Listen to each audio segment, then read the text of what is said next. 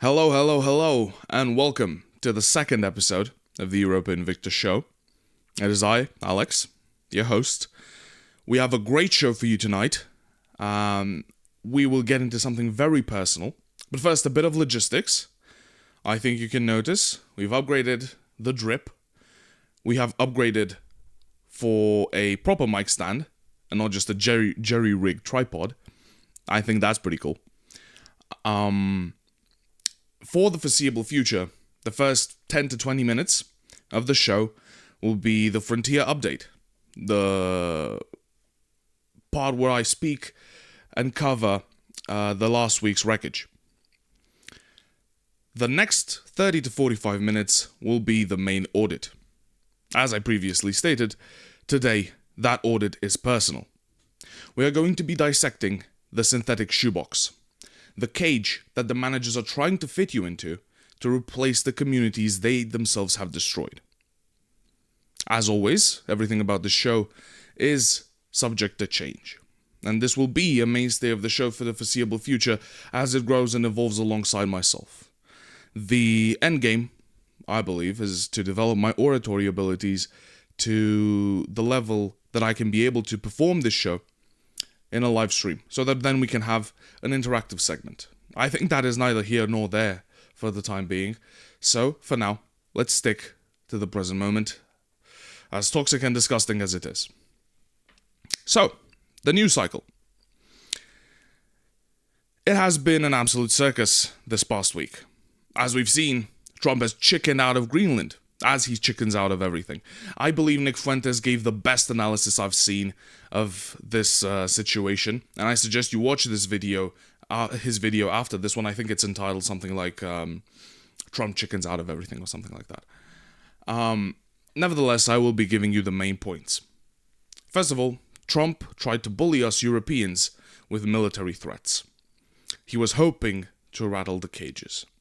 It has fundamentally not worked. In a surprising show of unity, the European Union has rallied together and called his bluff. The result of this is that Trump left the World Economic Forum meeting in Davos with a framework deal that codifies what was already in place regarding the US military presence in Greenland since 1951.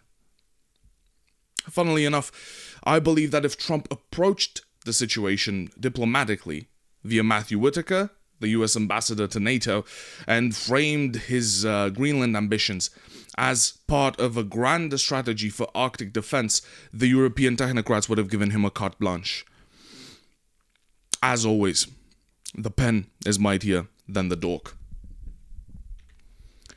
As for the other Davos circuit performers, let's run through their crap as fast as we can. First was Canadian Prime Minister Mark Carney. He delivered a speech uncharacteristically blunt for someone who is currently sharing a land border, and a massive one at that, with a man that has a map of the 51st state on his desk. Whether his speech was brave or foolish, I believe is still up for debate. Afterwards came our saving grace, von der Leyen.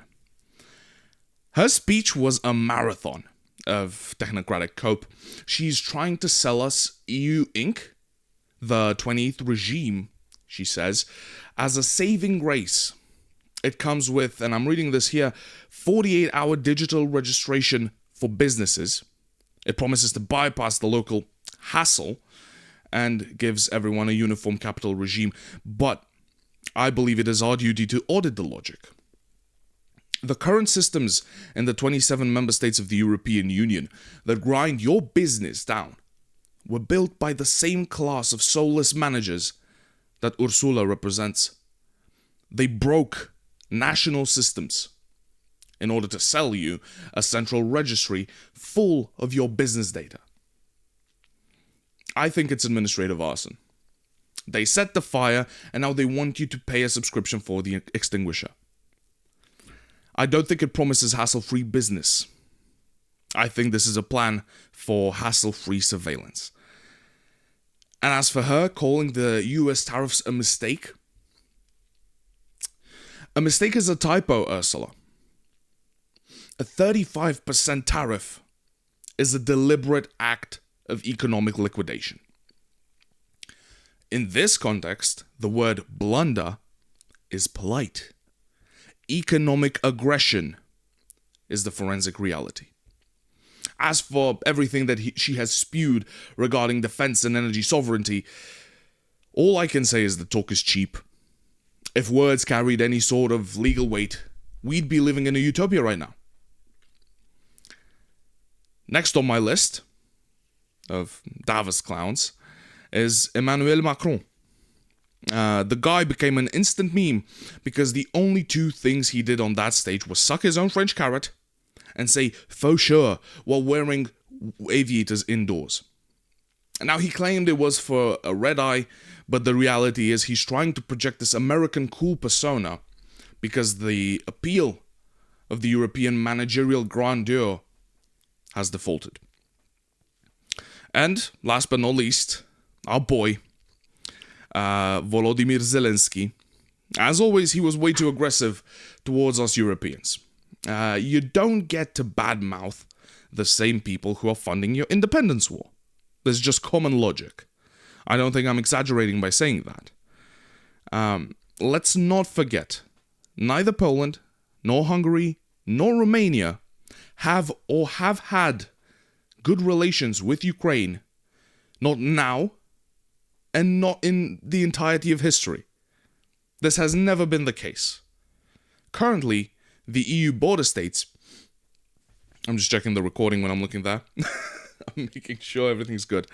Currently, the EU border states are funding this war and are providing military assistance to stave off further Russian aggression. As soon as the war ends, we get back to business as usual. And they will regret being so impertinent both diplomatically via Zelensky and economically via targeting the agricultural sectors of EU border states. Fast track to EU membership? Expect heavy resistance. As for everyone else, of course, absolutely too boring to even discuss. While the technocrats were busy framing deals and pleasuring each other with fancy words in Switzerland, Trump's team was busy pulling the strings on the Iran pivot. Look at the receipts from January 28th. Trump is leaning into a total economic decapitation of the Iranian state, while Tehran is reporting 750 banks and 600 ATMs destroyed in the latest internal unrest. Now, the logic is simple. When the managers can't control the people, they liquidate the ledger. Trump isn't looking for a peace deal with Iran. He's looking for a receiver in bankruptcy. He wants to ensure that the Persian node of the energy grid remains under administrative jurisdiction, even if that means watching the physical infrastructure burn from a safe distance. Now, this is the liquidity noose in action, in broad daylight. They don't need to invade you if they can just delete your ability to interact with the world. It is as simple as that. Most telling, though, the biggest display of administrative arson happened right here in the European Union. Ursula von der Leyen is hailing the EU-India Comprehensive Economic Partnership Agreement as the mother of all the deals. She's selling it as strategic autonomy from the US. Once again, I believe it is our task and our responsibility to audit this logic. They are swapping a land border with Trump for dependency on India. Now, why do you think that is? Because the managers know that the European worker-carer unit is becoming too expensive and too sovereign by the day. They need new supplies of low-cost units to fuel the digital transition. And the India deal is a pipeline that they'll use to bypass the European Union's middle class. This is not a trade deal. This is resource reallocation. They are quiet quitting the European worker while von der Leyen is taking a victory lap on a stage built out of your own lost wages. That is the forensic reality. And we can see that. There are receipts. Romania is currently the testing site for this project.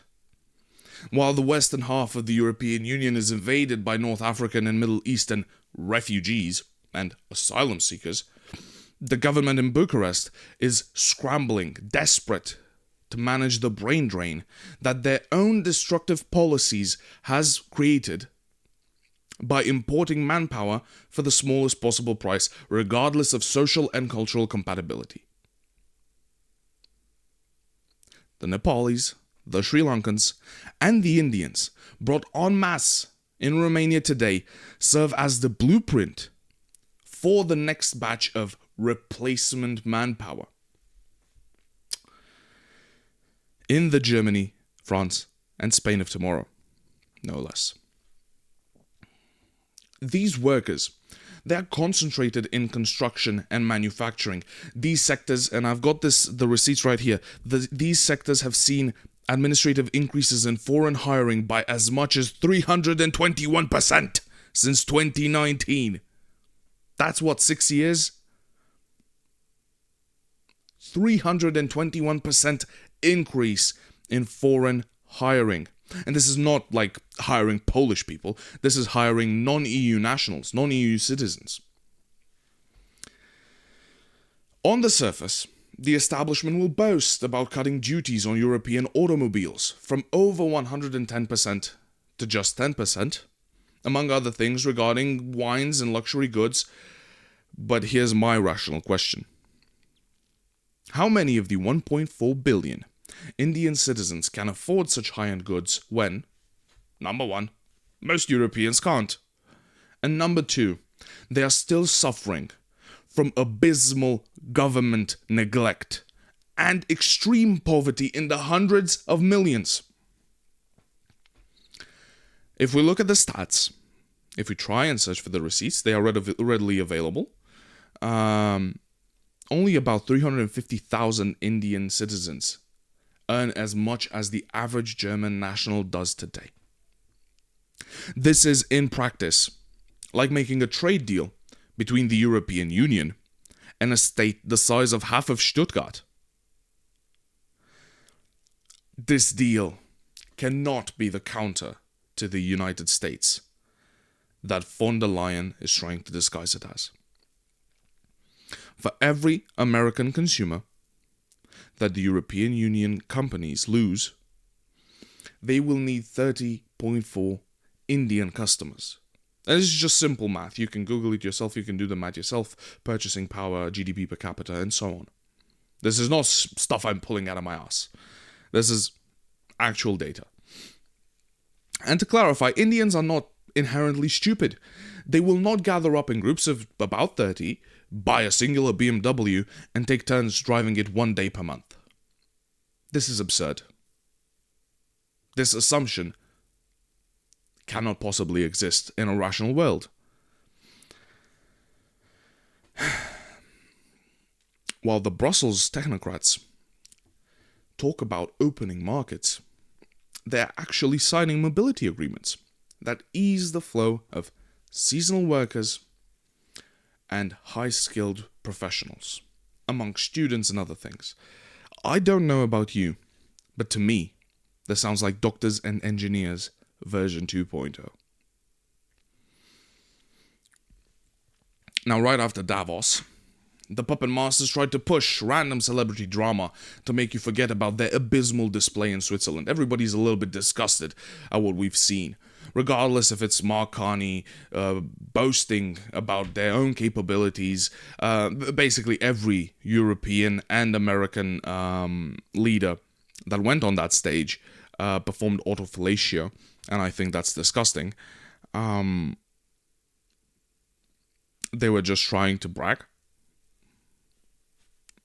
I don't really know what to say about all that.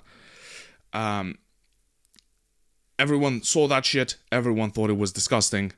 So, of course, the puppet masters fed us random crap like the Beckham family drama.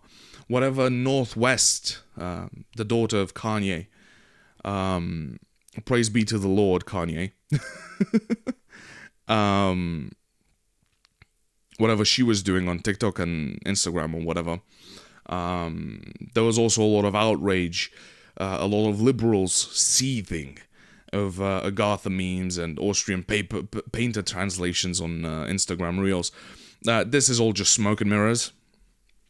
This stuff might have worked on millennials, but I am here to state that this generation is a completely different breed. The bread and circuses carousel does not work. Especially without any of the bread. Now, while you were scrolling through the Beckhams, the physical reality was this. Last Saturday, January 24, federal agents in Minneapolis shot and killed Alex Preddy, a 37-year-old VA intensive care nurse, in broad daylight. Now, video shows him holding a phone, not a gun, while trying to shield a woman the agents had shoved to the ground. He is the second citizen liquidated by federal forces this month. Renee Good was the first. Governor Tim Walz has activated the National Guard as the city enters a state of federal occupation. Now I need to clarify my position. And I know this does not involve Europe, but it involves the Western world, and we are all brothers here.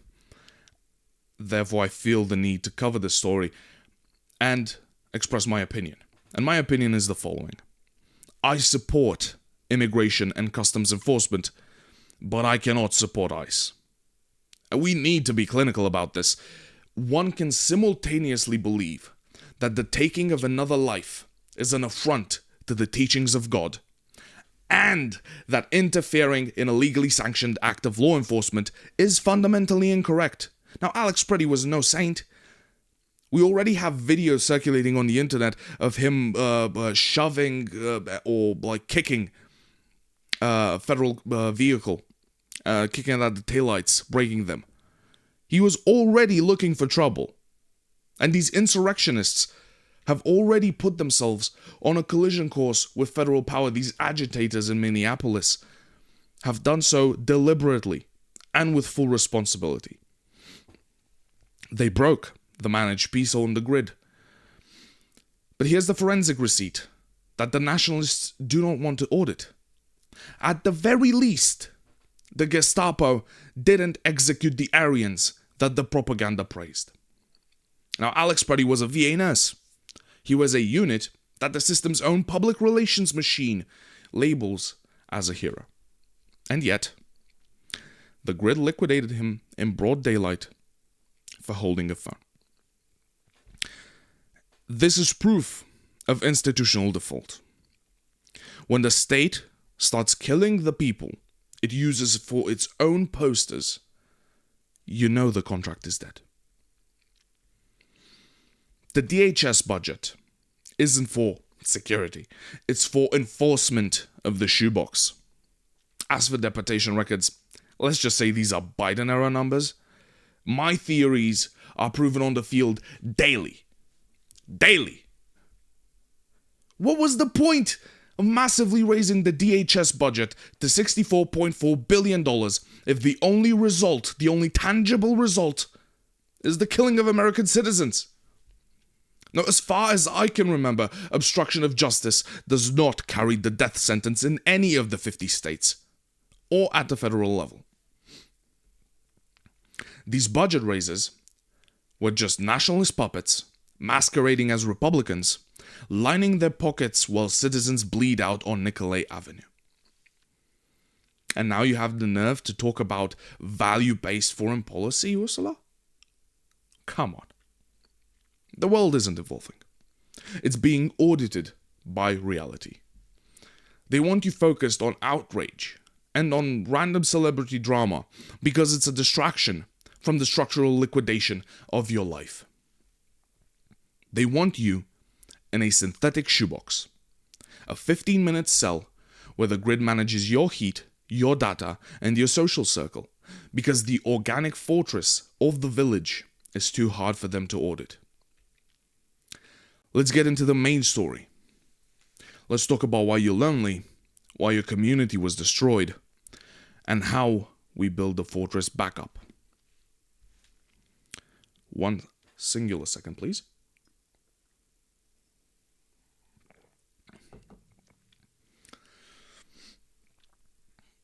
Let's be precise about what happened to your neighborhood.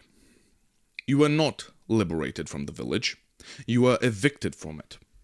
The bureaucrats in Brussels and the managers at BlackRock didn't just forget to build community centers, they zoned them out of existence.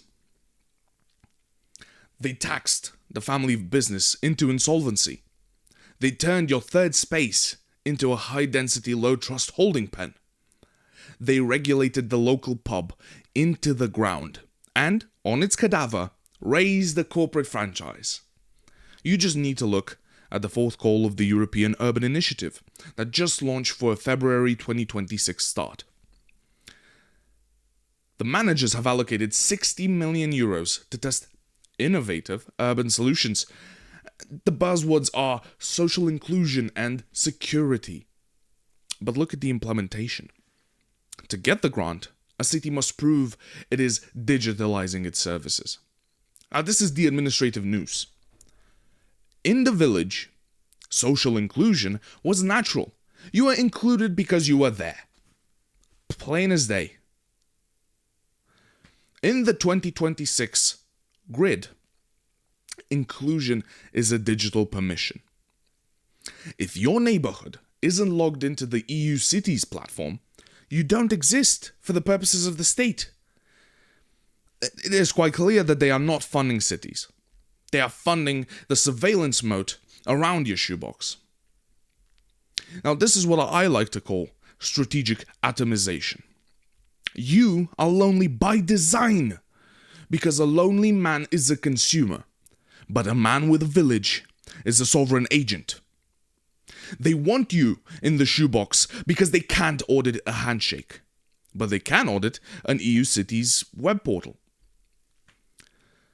They want the Excel culture to manage your loneliness, but we are here to document the default. Now let's be honest, I've been speaking a lot about villages, but not everyone lived on a farm. Most of us are children of the city. But still, the city used to be a collection of urban villages. You lived in a block where the lady on the third floor knew your name, your mother's maiden name, and exactly which school you were supposed to be at.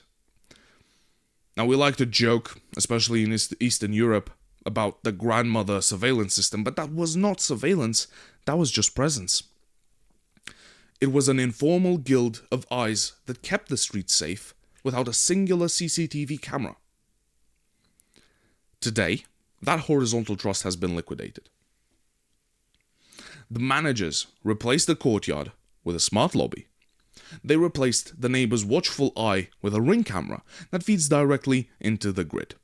You don't live near people anymore. You live adjacent to them. You are two units separated by a singular firewall, sharing nothing but a Wi-Fi signal and a sense of mutual suspicion. This is the protocol of isolation. And once they've successfully emptied your hallway of human emotion, of human connection, they have to fill that vacuum with something else. That's when they offer you the synthetic settlement. Look at where you've gone. You feel the belonging deficit.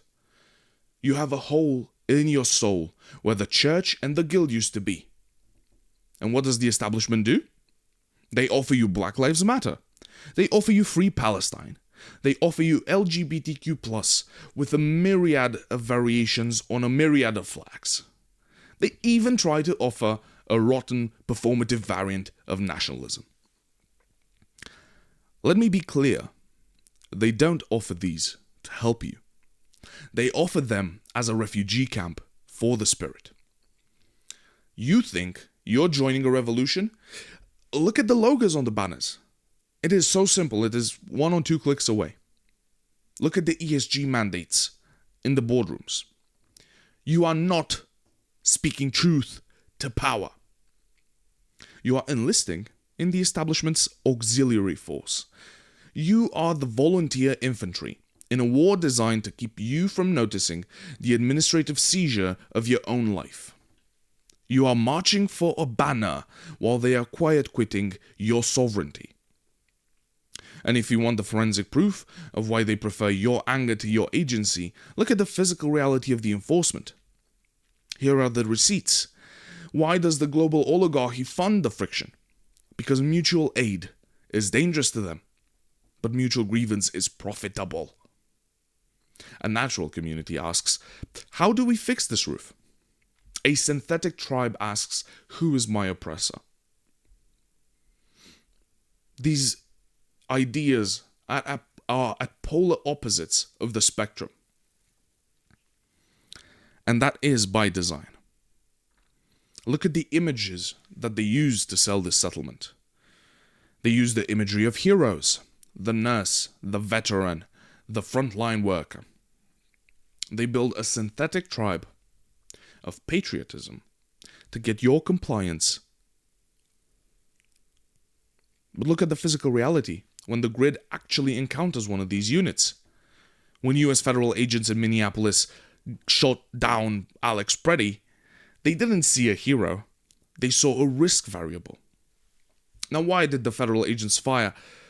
It is quite a simple question to answer. Their training has decoupled from the people. In the Department of Homeland Security training, in the updated field manuals, the concept of obstruction has been reclassified as Tier 1 tactical interference. When you hold a phone up to your chest to document the state, you are not a citizen exercising a right. You are a tactical variable disrupting an enforcement operation. And this is applicable in many different ways and via many different avenues to everyone that is expressing even the lightest form of dissent. Now, the budget hike, the $64.4 billion, as previously mentioned, was not for the border, but for the interior grid. It was to fund the officers who now view a civilian's camera as a Tier 1 weapon. They aren't securing the nation. They are enforcing the shoebox. And the shoebox requires a specific type of inhabitant. It does not want the nuclear family. It wants managed yield. This is where the mask of national security drops and the mask of social support is raised. When you fight over pronouns, levels of patriotism and race, or whatever else they can invent to divide us, you are not auditing the reality of the police state, of the restrictions on your freedom of speech, or even of the insurmountable energy bills that you are forced to pay. When you march for a foreign border, you are not defending your own people. This is the divide et impera strategy. In real time, the €700 million NGO budget isn't for advocacy, it's for management. They have weaponized your need to belong to a group and turned it into a digital civil war to ensure you never look up at the foreclosure happening over your head. And who manages the fallout? The NGO industrial complex. You just need to look at the CERV 2026 Citizens Town Initiative. Or grant, better said. It is a literal fund built to create networks of towns that report directly to Brussels, bypassing the local organic leadership of your village. They are building the synthetic governance layer. They are building it over the cadaver of the local fortress. They give a town a lump sum to promote union values, which is code for training the youth to report the neighbors for disinformation on the energy grid or the demographic collapse. They are not building networks. They are building compliance hubs to ensure the shoebox stays quiet. This is the ultimate forensic receipt of the 2026 default. Now, I do want to mention I'm a staunch federalist. I believe that the European Union needs to evolve into a federal government that basically functions solely for defense, energy sovereignty, and a few other key areas. I think the splitting up of nation states, as they are now, is a good thing. if they are states as part of a united federal Europe. This rant that I'm on, this topic, is not meant, and none of my topics are not meant to discourage the federalist movement. They are meant to audit the methods in which they are trying to push this. Now let us not forget that Ursula von der Leyen is not an elected official, and yet she makes so much noise. She wants to do so many things. She is not a publicly elected official. The officials that we elect in the European Parliament grant her mandate to do things. There's a layer of separation here. I think it's obvious to everyone that a federal Europe needs to exist. At the same time, it doesn't need to exist in any which way possible. And this is what we are auditing in most of our videos, to be quite honest. Now, even within the darkest regimes of history, there was at least an internal sense of cohesion. Now, as I previously stated, at the very least, the Gestapo, the SA, the SS, they didn't execute the blue-eyed, blonde Aryans that their own propaganda praised. A functional authoritarian state protects its core, but a decaying technocracy, the Excel culture we are auditing and that has metastasized across the free world, it has no core.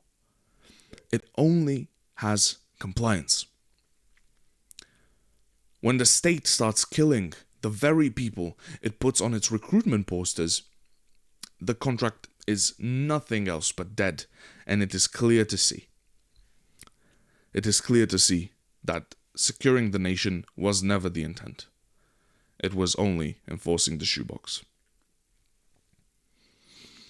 You need to look at the EU Excuse me. 1 second.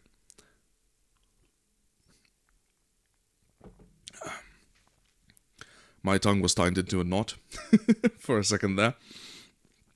You only need to look at the EU demography toolbox of 2025. On the surface, it's about supporting families. In reality, it is a seizure of the cradle.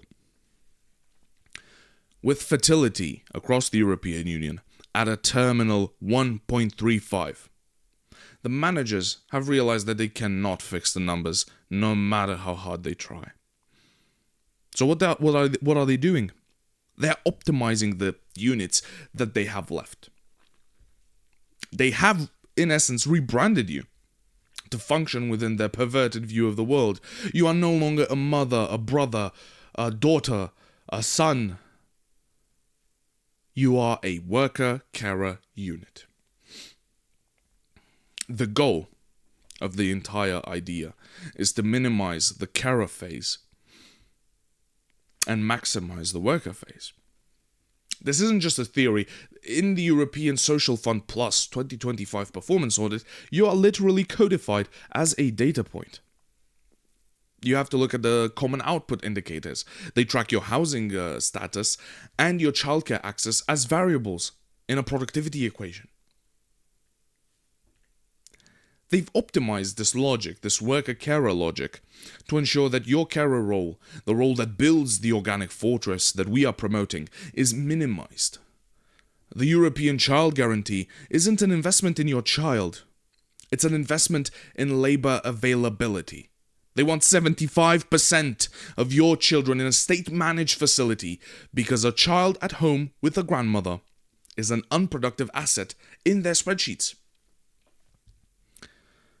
In order to fuel the GDP, the technocrats are willing to liquidate the family. This is why the Child Guarantee Directive is being pushed so aggressively. They want your child in a state-managed facility as early as 6 months. They are not helping you. They are erasing the multi-generational fortress by forcing you into a high-density urban center built out of paper, and you can hear everyone through, and it has no room for anything. They physically separated you from the grandmother. You know, the original free, high-trust, crowdsourced version of childcare. Now, in this system, you have to work for 60 hours plus per week in order to afford the state-managed and state-approved stranger who replaces the grandmother. They take the child, they take your time, and they take your soul. Now, why is this happening? Because we've lost the moral ceiling. In the organic fortress, the priest and the common law of God provided a limit to state violence. There was a sense of objective value that even a king couldn't override.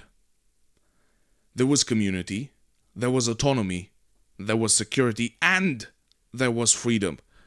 In contrast to what a very famous American has said, that a nation can only have security or freedom.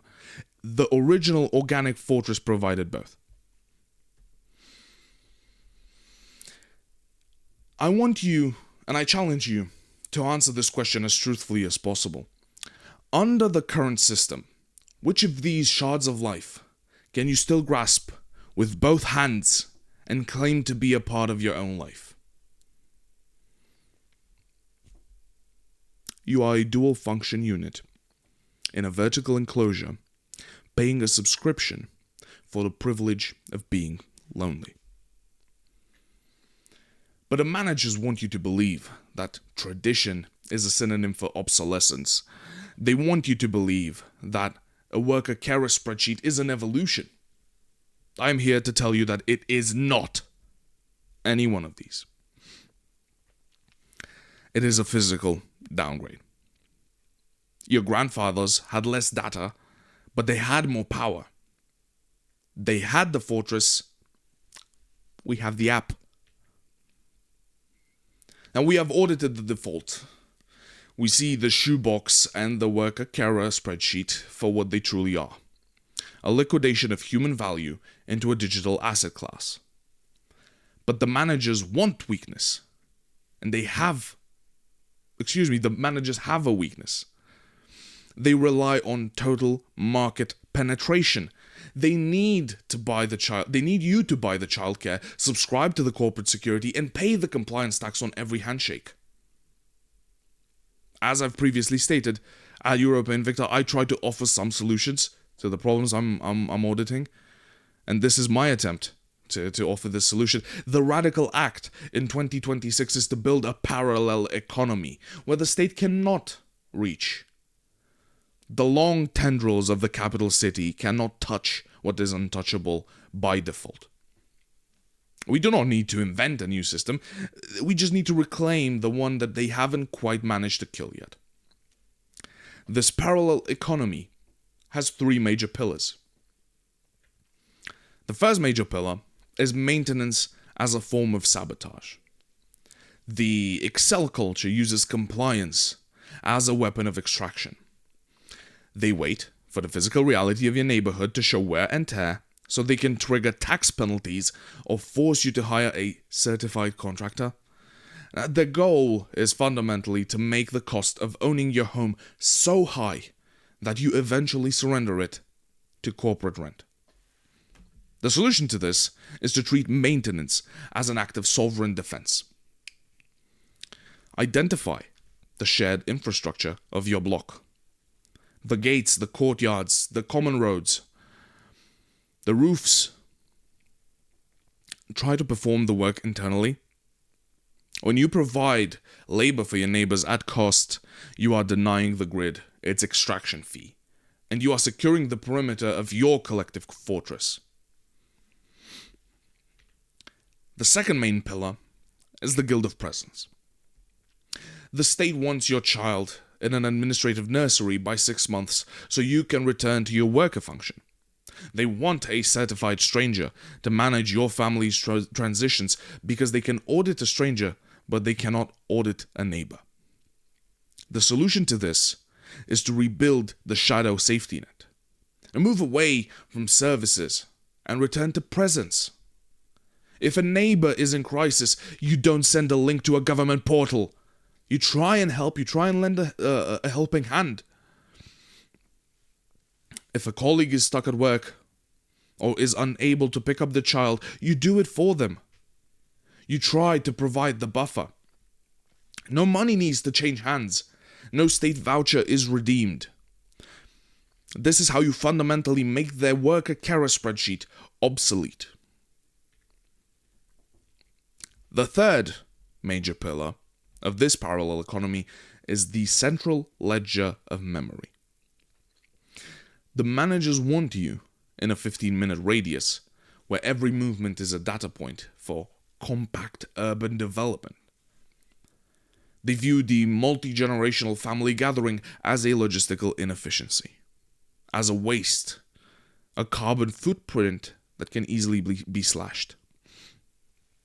The solution is to maintain the regional continuity. The effort of congregating at the family node, regardless of distance, is a refusal to be atomized. This is the social cohesion that no amount of money, not even the 700 million euro NGO budget, can replicate. Now, I know this may sound all like a fairy tale, but I've seen it work. I've seen it work. I've seen the receipts in my own life. As all things, from the west to the east, there's a long delay, and I've lived the transition from the organic fortress to the bureaucratic grid. As young as I may be, I have lived it. As early as 3 years ago, I refurbished the gates of our entire complex. All of the apartments here, homes, apartments, it's kind of a hybrid, are sharing a single street entrance. The wood was fading, the clear coat was gone, the neighbors were facing a massive property tax hike for non-compliance. I think it was, 300% tax hike, 500%, I'm not entirely sure. I could have just stayed on my ass. In my position, in my specific situation, my family was exempt from this property tax, but I didn't do that. I tried to get everyone together, discuss the issue, and we ended up with a solution. I didn't call a contractor. I took the gates off. I took the wood off, the rotten wood off, cleaned the rust. With my own hands, I did all of that, repainted the gate, the metal parts, installed new wood panels, stained everything, connected the electrical systems myself and all of that, and I did it at cost. Now, by providing that labor, I didn't just fix a gate. I protected the sovereignty of 4 other households from the fiscal noose of the local government. I have more examples, and I will continue with them. I remember being a 9-year-old in 2010. My grandmother passed away that year, and my mother, she didn't seek out a state-approved grief module. She didn't take this into her own hands. She dropped me off at the next door neighbor's house. He was 30. I was a child. He didn't have a background check or a digital certification. He had the Handshake ledger. The Handshake ledger is a system of trust, of high trust, that is built from multiple handshakes over time. You have coffee with someone 1,000 times and you kind of get to know them. You talk about topics, you discuss current events, you try to help each other out with material things, with labor, with a shoulder to cry on, and eventually you end up having some sort of connection with your neighbors.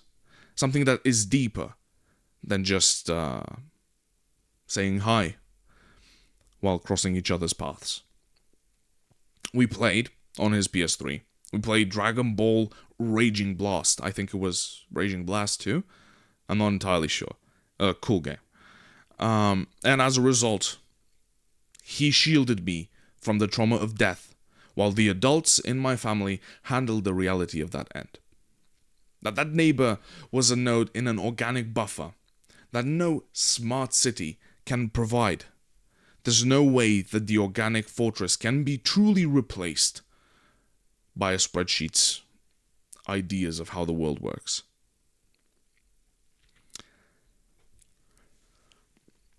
As for the part about regional continuity, I still drive across counties to meet my cousins, aunts and uncles at my grandmother's house. And my grandmother herself, obviously.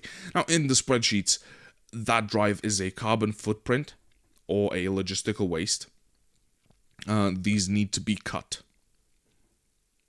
In the worldview of the Brussels technocrats, in the worldview of the people who inhabit the parliaments of the 27 EU member states, in the worldview of every single mayor.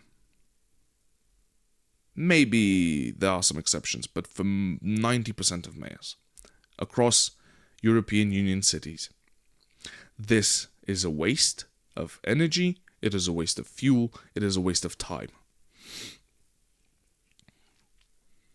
In reality, it is the only thing keeping us from being units in a database. It is the only thing differentiating us or separating us from how they view us.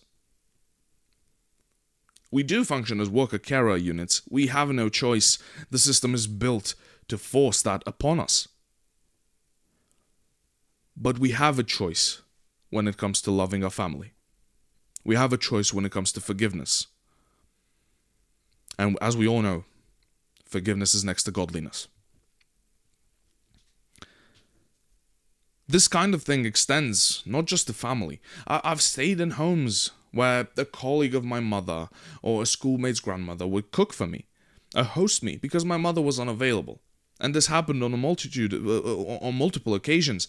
This isn't just a one-time occurrence. I went to friends' houses. I was served food. After school, when my mother was stuck at an interview or had some sort of work obligation, her colleague that worked at the same workplace as her, and that had her son be part of my class, she hosted me numerous times, and without any money exchanging hands. It was favor upon favor upon favor upon favor.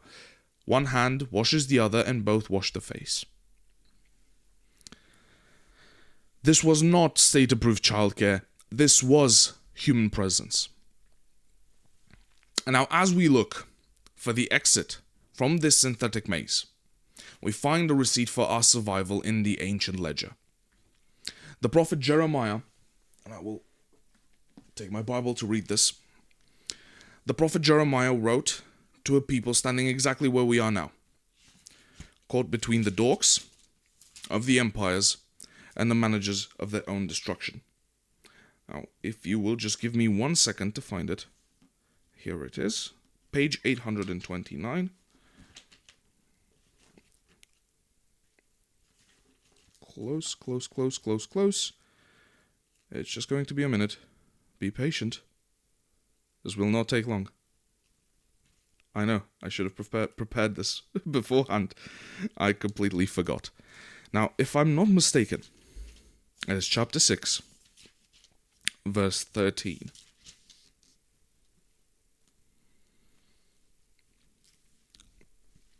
For from the least to the greatest of them, everyone is greedy for unjust gain. And from prophet to priest, everyone deals falsely. They have treated the wound of my people carelessly, saying, "Peace, peace," when there is no peace. They acted shamefully. They committed abomination. Yet they were not ashamed. They did not know how to blush. Therefore they shall fall among those who fall. At the time that I punish them, they shall be overthrown, says the Lord. Thus says the Lord, stand at the crossroads and look, and ask for the ancient paths, where the good way lies, and walk in it, and find rest for your souls. I want us to read that again.